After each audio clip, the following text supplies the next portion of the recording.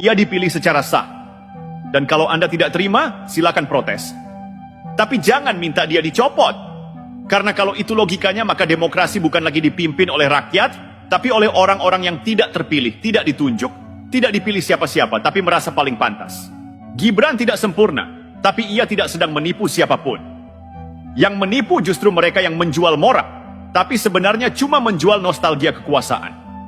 Pak Prabowo, bila suara ini sampai ke Anda, jangan goyah. Jangan dikendalikan oleh suara dari masa lalu. Kemenangan Bapak adalah kemenangan untuk masa depan. Dan masa depan itu sedang dibentuk dengan segala tarik-menarik yang ada. Tapi yang pasti, Gibran adalah pilihan Anda. Dan pemimpin sejati tidak membuang anak panah yang sudah dilepaskan hanya karena ada suara gaduh dari belakang. Gibran bukan ban serep. Ia adalah bagian dari keputusan sejarah. Dan sejarah tak bisa dihapus hanya karena seseorang tidak dapat posisi yang diinginkan. Mereka bukan pembela konstitusi. Mereka bukan penyelamat negara.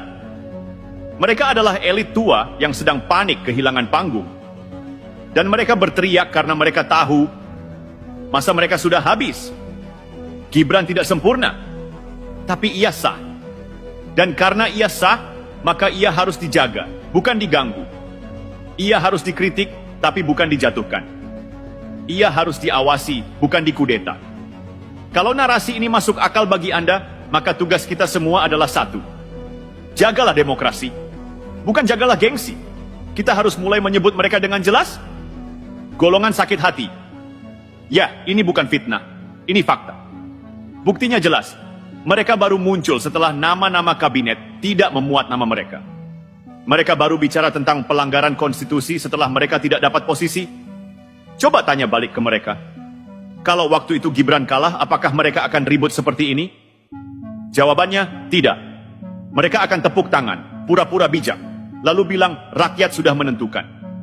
Tapi karena mereka kalah dan tidak ikut dihitung, barulah keluar narasi seolah-olah ini krisis moral nasional. Padahal ini cuma krisis personal. Krisis identitas elit lama yang kaget melihat generasi baru naik ke atas tanpa perlu izin dari mereka. Dan yang lebih menyakitkan buat mereka, generasi baru ini tidak tunduk, tidak hormat secara buta.